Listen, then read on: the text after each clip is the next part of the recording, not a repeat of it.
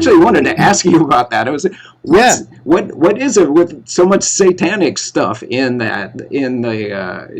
your music? Because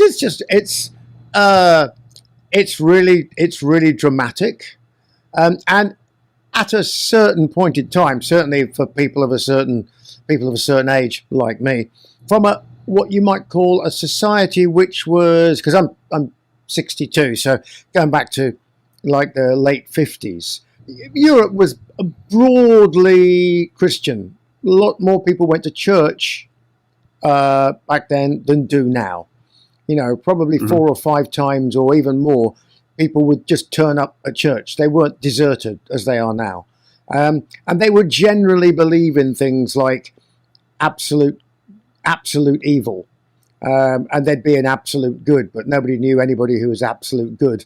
But for sure that absolute evil existed somewhere, because otherwise how could anybody be absolutely good?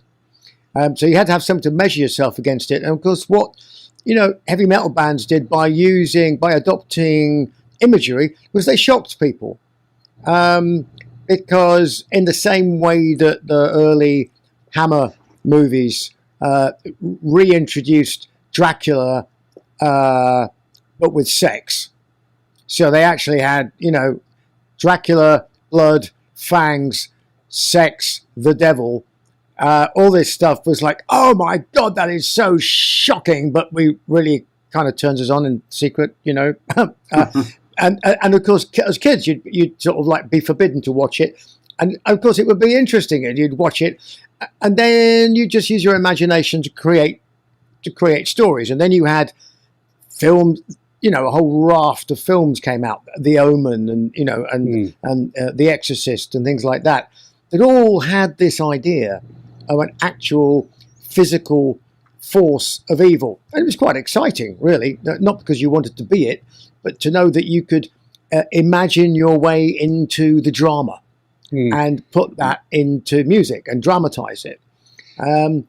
I think also from a psychological perspective, I think all music, all kind of popular music, has in some sense been anti-establishment as well. So, obviously, you think of punk rock, for instance, as the obvious example, but even, the development of rock and roll was again a departure from the norm.